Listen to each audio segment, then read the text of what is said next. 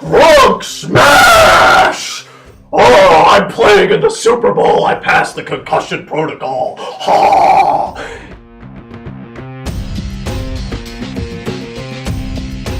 Yeah, that's right, people. You heard the news first here on Lit Sports Online. It's our Super Bowl special, and we're picking against the spread. We just gave you the injury update. There's no other real major injuries to talk about. Let's get into our picks, and we also got some other things we're going to talk about. Chris? Excuse me, I just had to get over what happened right there. But yeah, so we'll lead you with some NFL news to start the week rather than just going into the picks.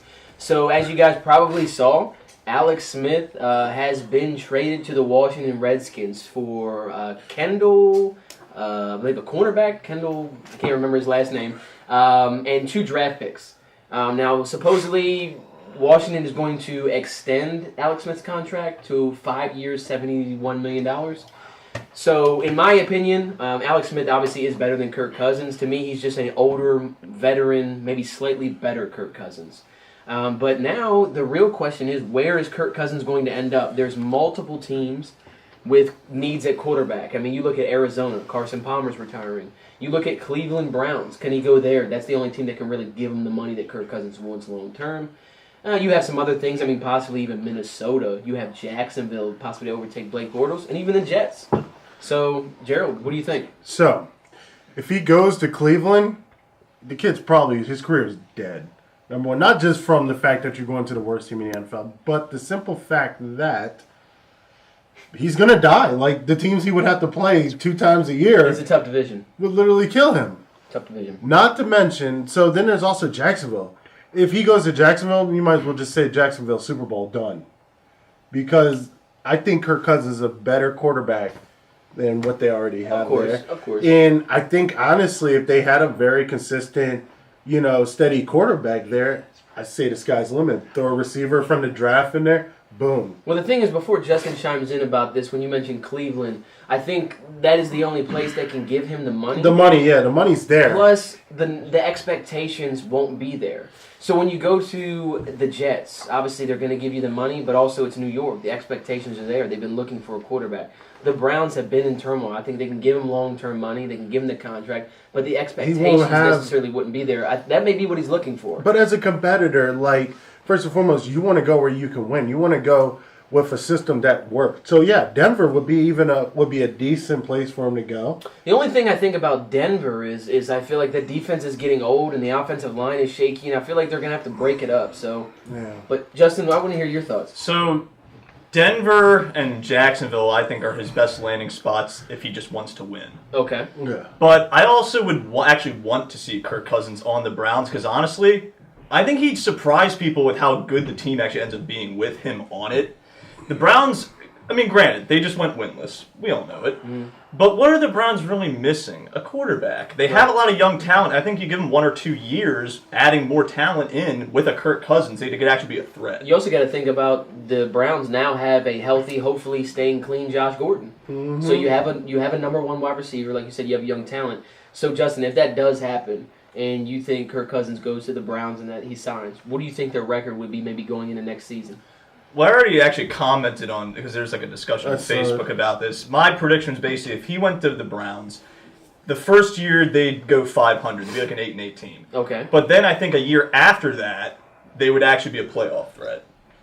That would be my prediction. But I think, again, if he doesn't care about the money and he just wants to go to a spot where he wins, Jacksonville's the best destination. Broncos probably second best. Justin actually raises a valid point on that with the Browns and being a playoff team in 2 to 3 years. If you think about it, look at the division they're in. Obviously, Cincinnati's been shaky. You don't necessarily what they're going to give you.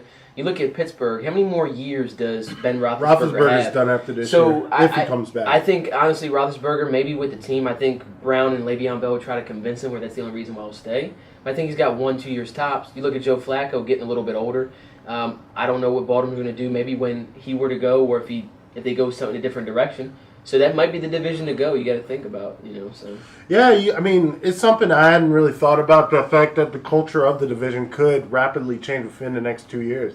So yeah, I mean, you get Kirk Cousins, who, I mean, compared to anything that the Browns have had, at least in the last 10 years, would be a decent veteran quarterback. And I always said, I mean, the Browns, they did good in the draft last year. I think they picked up some good, picks. Njoku, that tight end, I think he has the potential to be a really good one. Not to mention, I mean, they're a young squad. They're a younger squad. I think the problem is the culture. You get a bright-nosed quarterback in there that can start throwing accurate passes and not being scared to be in the pocket or being chased around. Maybe then you might have a legitimate squad in the Browns. That's a really good point. I think Justin actually just changed my mind on that one. I think he will go to the Browns. If you think about it, you go to the Jets. You still got to compete with Tom Brady for another 3 years. You're not winning that division. I don't care who's on your team. Mm-hmm. You go to the NFC West, you go to Arizona. Look at the Rams. Mm-hmm. Look at the Niners with Jimmy Garoppolo. You're not going to win that division.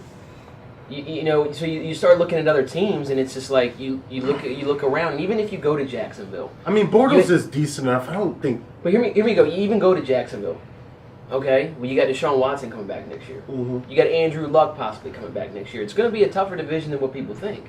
So you got to think about maybe where you can win now and instantly. So I mean, the Browns might not be a bad look. It might not be. I mean, wow. You throw another receiver in there, maybe boost up the O-line a little bit in the draft. Well, they got 2 first-round draft picks. I believe they got the first and the 4th pick. So, if I'm not mistaken, they can either trade those and get more picks. I know that's what they did 2 or 3 years back. They traded their 2 first-round picks and got like 4 or 5 third-rounders. Wow, that actually, wow. Yeah. I've never thought about that. Wow, that was a great point. But leading into the Super Bowl, as Justin's great introduction, Gronk is playing. He has clear concussion protocol, and I think this is a huge asset to obviously the Patriots. Huge. Not necessarily the record shows the same with and without him, but obviously the defensive game plan when it comes to the Eagles is going to be changed, obviously, with him in the lineup. Obviously, we all know about Tom Brady's hand. He said it's not healing as it should, but I think, honestly, in my opinion, they over-exaggerated it. I think it's fake news. I think it's fake news. I think it's a mental game. I think you tell the other team that Tom Brady's throwing hand is messed up, so they're thinking, oh man, Tom Brady's going to be playing himself. Let's take it a little bit easy. Come on, bro. It's a mental game, and the Patriots are the best at it. I don't think there really is a problem with Tom Brady's hand. Give me the doctor's report because I don't believe it. Yep, but getting into the picks, we're going to do against the spread as we've been doing all year, but also we're just going to do after against the spread pick, we're just going to do our personal, who we really want to win, and our honest opinion on why. So, as of right now, I believe when the lines open up, they changed a little bit, but New England is a -6. Justin. Yeah, the thing about this is I actually really want Philadelphia to win the game, but I'm not stupid, man. I'm not going to pick against the Patriots with a spread that's not even a full 7 points. I'm taking New England with the spread and also in the straight-up pick 'em. And, I just think that they're the more complete team. They're the team that has an actual starting quarterback. And granted, Philadelphia's surpassed my expectations in the postseason. I mean, they just come out off a blowout win over the Vikings. So anything can happen, but at the end of the day, the Patriots have been here before. They know what they're doing. Do I trust Nick Foles in the Super Bowl? Not really. You know what? It's probably no shock, and me and Chris talked about it before the show actually began on what my pick would be. I'm going with the Eagles. I'm going to tell you why. I'm going with them against the spread because, listen, this is a -6 spread. That means this game could come down to a 3-point field goal, and that's still valid right there. And let's be honest here, how many of the Patriots rings were scored off of 3-point field goals? So, that's my back in there. Not to mention, playing-wise, I think the Eagles could do it. Let's be honest here. The Patriots are, at the end of the day, when we look back on this 20 years from now, and we're all old and gray with less hair, Patriots will probably be, in theory, one of the best football teams to ever take the field. Tom Brady will probably go down as the greatest football player, as will Bill Belichick as the greatest coach, and Robert Kraft. Also the greatest owner. Yeah. But, that being said, the Patriots aren't immune to losses in the Super Bowl. We've seen it twice. And I think the Eagles have a legitimate team. Let's be honest here. They came off a blowout win against the Vikings, who the Vikings have one of the best defenses all year. Second best, I would say, behind Jacksonville, but arguably one of the best defenses. Yep. One of the best defenses all year, and they blew them out. So the Patriots defense, which I haven't been impressed with much this year at all, who's to say that doesn't happen? The biggest X factor of them all is the Patriots offense. That offense just, it's weird. They could fall behind and still come back in the fourth quarter. They do the same thing the Steelers do. I see it twice a year as a Ravens fan. But the Patriots do the same thing. They can fall behind in the beginning. And they almost look unfazed, completely untouched. And then all of a sudden, when you're hopped up on your high horse, they come back and beat you. Now, I'm not saying I think Philly could win. I'm hoping they can. But I do think there's a chance they're going to lose. But I don't think they would lose by more than 3 points. See, it's tricky. So with the spread, if you look at the past Patriots Super Bowls, they've all been played close. You look at the ones when they beat Seattle on the goal line where Russell Wilson threw it. That was a 4-point game. You look at when they played a couple of the Super Bowls, Vinatieri kicked the game-winning field goal. So it's within 3 or 4 points. I think there was only one of them that was by 4. The last time they played the Eagles, it was by... Yeah, I think there was only one Super Bowl where it was more than 6. So my heart wants to say Philly with the spread, just a +6. I'm going to take New England with the spread as well as straight up. Now, a wise individual once said, the only Christopher we acknowledge is Wallace, right? The only eagle I acknowledge is the bald eagle, right? I don't like the Philadelphia Eagles. I don't like the Marquette Golden Eagles. I don't like American Eagle. I'm going with the Pats. I don't care. Brady wins another Super Bowl. People already say he's going to be the greatest of all time. Who the hell cares if he wins another one? I do not like the Philadelphia Eagles. I don't care what anybody says. Patriots.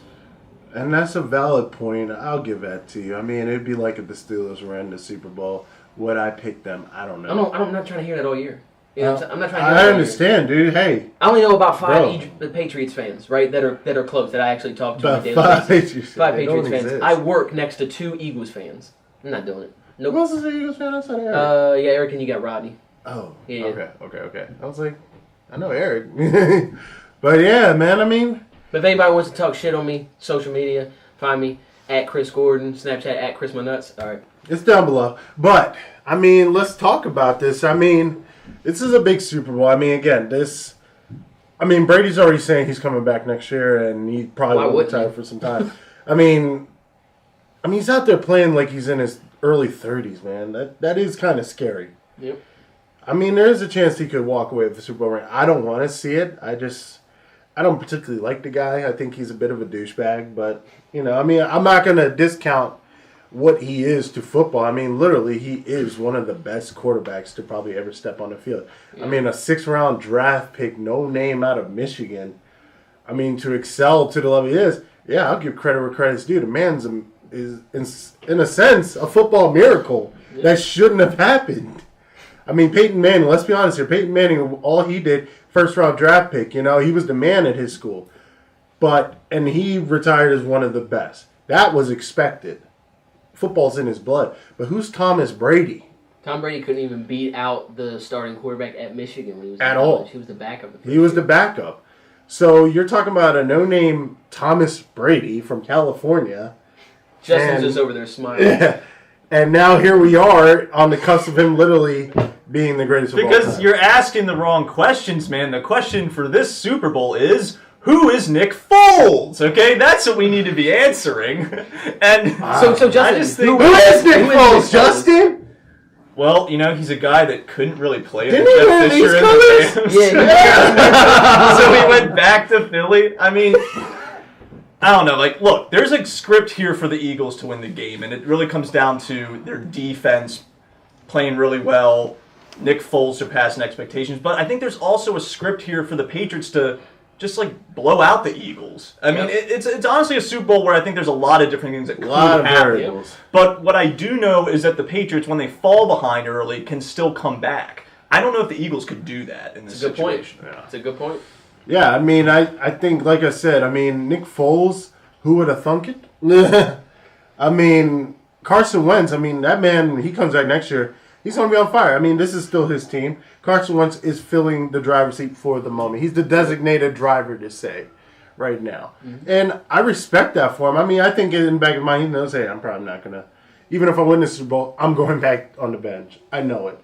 But how awesome would it be as a backup quarterback coming off the bench, being bounced around the league back to the team you started with If he's wearing the to Eagles win a uniform, Super Bowl. If he's wearing the Eagles uniform now. I understand in your sense, but for the dramatic, for the level-headed fans out there, I mean, how cool would that be, man? Yeah, I heard they made a map showing like the people that would actually be rooting for New Literally. England, and it's basically just Massachusetts. It's literally a small part of Texas. No, it's Massachusetts, Dallas, and DC. Yeah. That's it, right there, and that's fine, man. Whatever. Man, I know some Redskins fans that actually want the Eagles to win. Like, Dude, let's be honest here. There are Cowboys fans. Well, Redskins in DC, fans aren't that so. smart, so that's that. Lamont, go in on my boy at work tomorrow, bruh. Oh, they coming for you. Man, damn, really? Coming for the whole Redskins fan base. Like, no, I do it to the Cowboys weekly. Anyways, but no, I mean, it's going to be an exciting Super Bowl. I think on paper, people are like, well, it might not be that good. It might be blah. No, I think this is going to be a very exciting Super Bowl for what the Eagles did in the NFC Championship and what the Patriots just do all the time. I think this is going to be a really good game. One of the better Super Bowls. I'm going to have my cheesesteak and Sam Adams ready. It's going to be great. By the way, LitTube will be in Philly tomorrow. We'll be doing flyers. And actually, if you find one of our flyers with a special message on the back, hit us up in our DMs and we'll give you a shout out on air. But yeah, that just tells you who I'm going for. So yeah, that's the Super Bowl. Yeah, that's it for this season. I mean, we're gonna have other Lit Sports Online. We are. It's not over. If you could tell, I'm a little slumped, and so is this man here, just because we just did LitTube's first ever 30 for 30. The video is somewhere. Mario uploaded it. Cool, man. Yeah, it's there. We got many more of those coming. And Stay tuned. yeah. Fuck the Eagles.